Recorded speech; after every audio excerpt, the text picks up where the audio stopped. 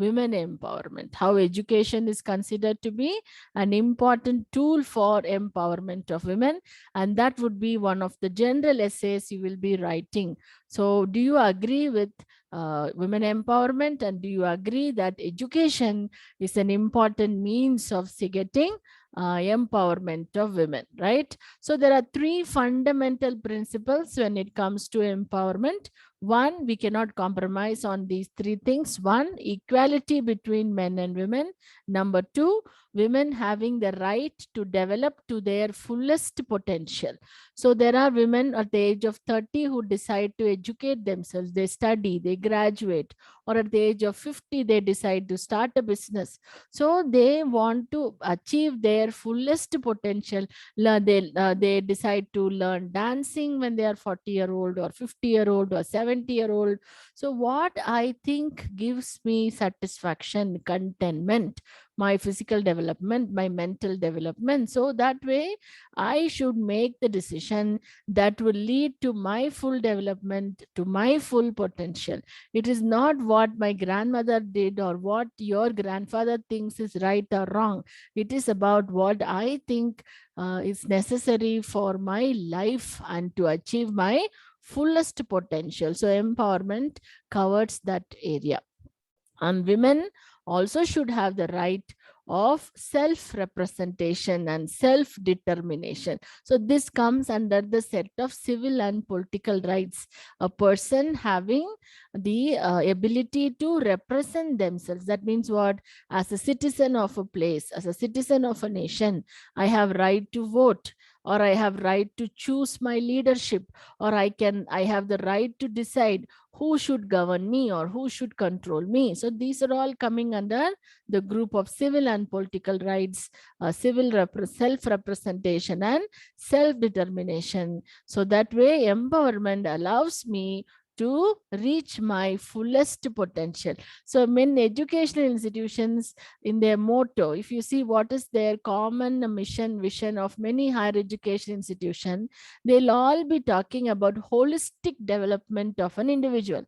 And then we all will explain how that educational institution is providing educational opportunities. It is providing opportunities for moral capacity development. It is providing opportunity for skill development, for academic enrichment, for sports, for cultural activities. So if I am getting opportunity to develop all these things in an education institution, then the education institution speaks of holistic development. Okay, so empowerment is also about that.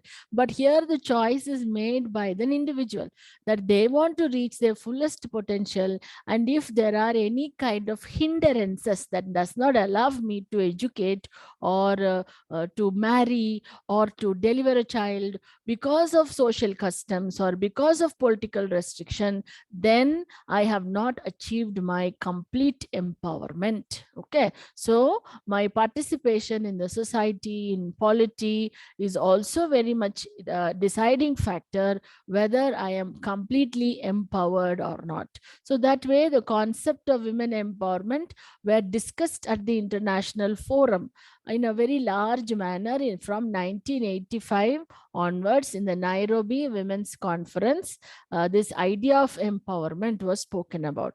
But you will see thousands of research manual, research documents that have been written every year by every university student on the indicators of empowerment. So it is very easy for you to also to find out media and empowerment, or polity and empowerment, print journalist and empowerment. So we talk about so many things, health status and empowerment. So empowerment is one of the scales in which we measure the status of women, how successful they are. So it also means that I am prepared to face challenges and confront the traditional roles, or balance the traditional role and the modern expectation. So the satisfaction lies in me, that if I am satisfied with being a homemaker, that I am satisfied at being a mother, I am not, I feel my capabilities are completely realized at home, then nobody else in the world should judge me. right? So I am satisfied with my abilities and my decision making skills at home. Then a person who is going for work need not have to come and compare their life with me and tell that you are half, you are aduri, you are incomplete. That doesn't need to be told to me at all. So same way, vice versa applies.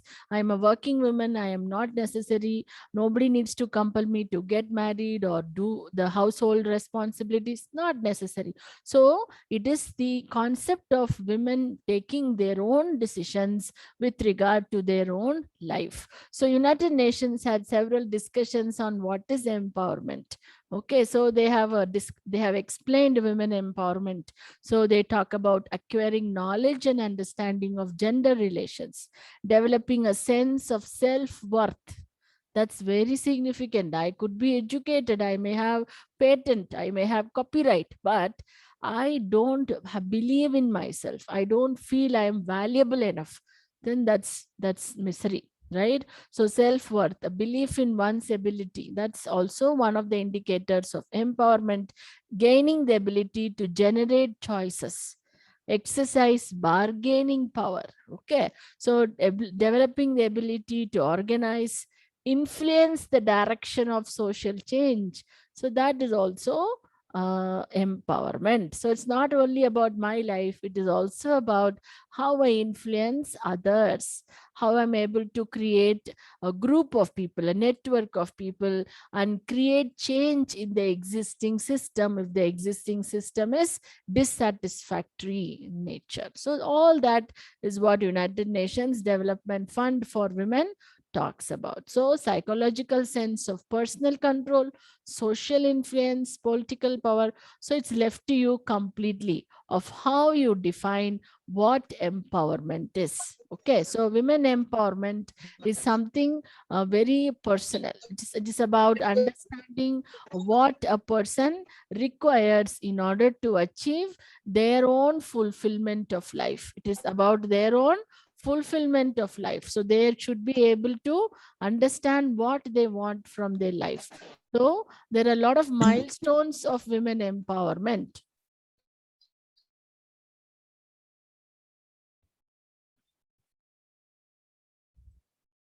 So in Indian context, this is a revision of what we studied in Unit 1. There are many constraints for women empowerment in India, starting with lack of education, patriarchy, financial constraints, whether it is elderly women or single women or widows. We talked about finance or economic issues being a significant one, low mobility, that I am unable to move somewhere to study, so it is also keeping me under ties. And now not low, this is important for you and me to know. Low ability to bear risk. Even if some promotion or opportunity comes our way, many times we have heard of people denying that opportunity because I'm very scared. If I take up that leadership role, whether I would be able to perform well. But actually, what is this? I don't want to take any risk. So we keep denying the opportunity that is coming our way. So that is also one of the constraints of women empowerment. This you and me should remember, because that is going to be the biggest impediment for you and me. Because we are educated, we are going to get adequate economic opportunities, we are going to get employment opportunity, and we also are empowered enough to make our own decisions, good or bad. But there are many times in our life we hesitate because we are considering ourselves to have very less risk taking. Why women are not in politics, why women are not there in leadership role? One is we are not offered.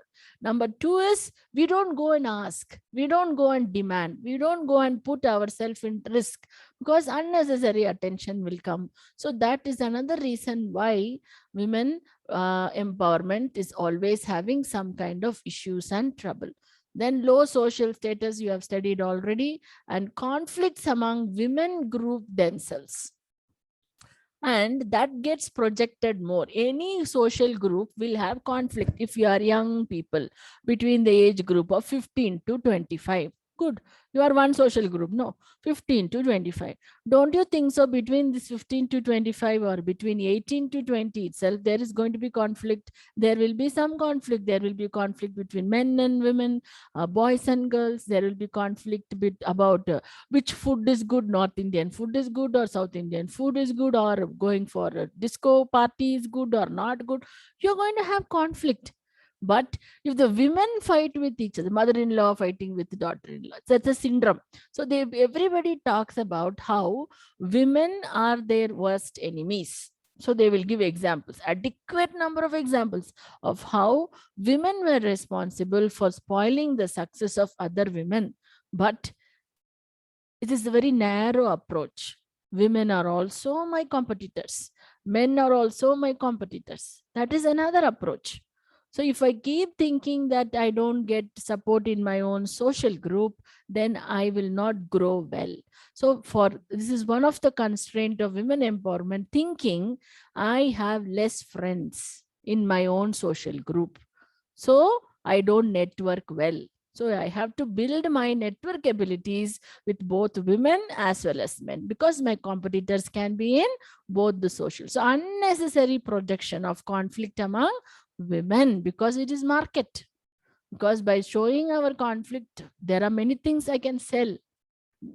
Talking about generation gap, talking about television serial, or talking about dress and food and so many things. We are a market.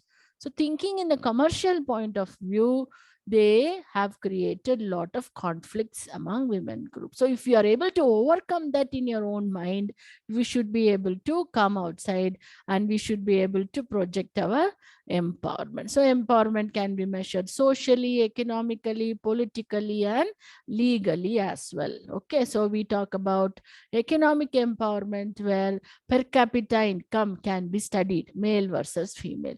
Education wise, how many female are in school, how many male are in school. Then we can talk about percentage of literate female, percentage of literate male, then life expectancy of female and male. So you can assess empowerment in various indexes. Okay, so in India also, we are using many indexes to measure empowerment. And then we have seen about all these stages when we discussed about social problem. We are not now powerless. So there used to be, there are women in India who are voiceless and powerless.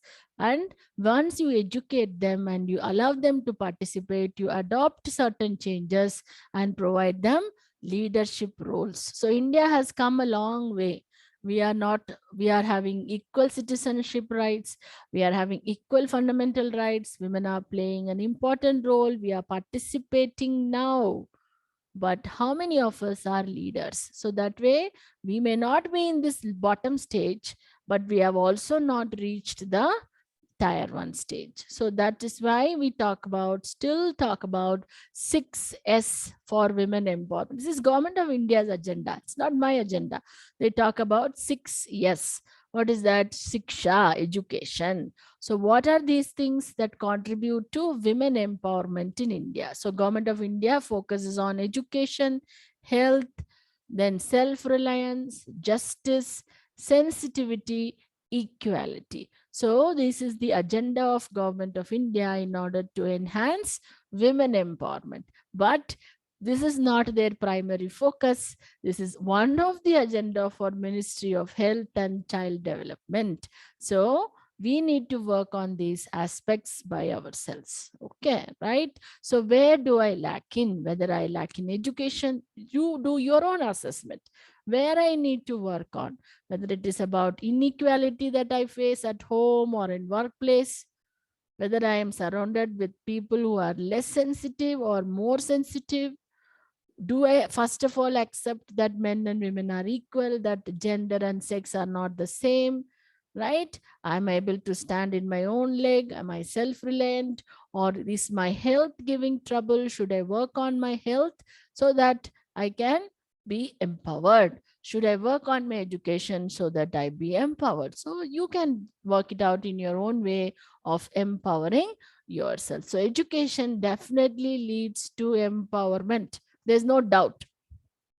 Uneducated women can also be empowered, but majority of the circumstances, it is education that provides them the necessity tool for empowerment. So that's why every year March 8th is celebrated as International Women's Day from the time of Kofi Annan, and he keeps talking about how it is necessary to educate women more than educate a man. So in India also we have a lot of leaders, whether it was Gandhi or Nehru, they keep talking about how educating a woman means educating entire family. So educating women is equally very, very important in India. So you can write definitely a general essay on education of women. Kothari Commission was an education assessment commission. So they also talk about human resource development, and they talk about how educating a woman is of greater importance because they can contribute to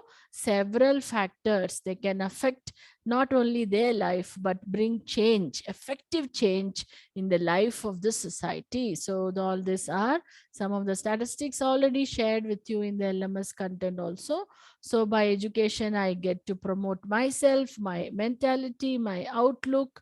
I know what is correct and what is wrong. I can make better choices when it comes to health or when it comes to any kind of circumstance. That also an educated woman can be more well prepared for circumstances than an uneducated woman. So they would ask you to write an essay on how what is the women empowerment and how education contributes for women empowerment. Okay, so that way I'm sure you should be able to write a general essay on education and its role in contributing to women empowerment. These basic facts have already been shared. See, one of the Fortune 500 companies made a study, and they are telling that a company which has more women directors in the board have significantly higher financial returns than only men on the board. 53% higher returns on equity, 24% higher returns on sale, 67% higher returns on invested capital. So it's not about marketing and sales, having a good face and you smile at customer and sell things. That is not what we are talking about. That is commodification of women. We are talking about the intelligence and the decision making skill of women. If they are in the board, they are able to do that successfully. So that is why Fortune 500 companies have made it as a rule that they will have at least 30 to 40% of women in the board of directors. So if they are having more than 50 also, it is fine, but they should not be underrepresented in the company. So India has tried to do many legislations also in order to achieve women empowerment. So that is one subtopic we have studied, how education is essential for women empowerment. So a lot of students are ready to do presentation today. So let us start with that. With that, we have come to an end of Unit 1. We will be discussing about political participation of women in the next class. Okay, right. So already one student has said that they want to do presentation. Ma'am, shall I go first? Yes. Who's this person? Anushka Yadav. Anushka, you get your time to start now.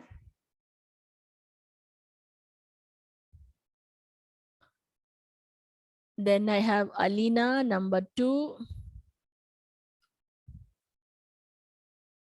You're not able to unmute yourself. Okay.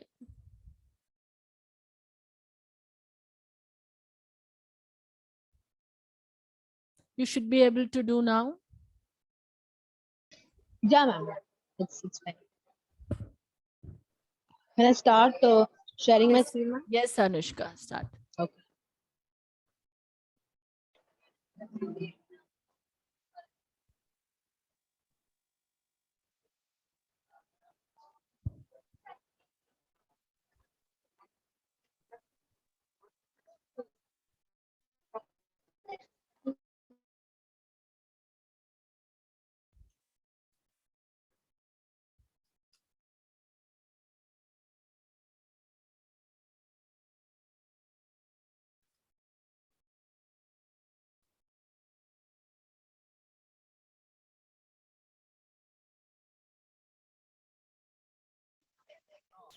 Ma'am, can you see the screen? Yes.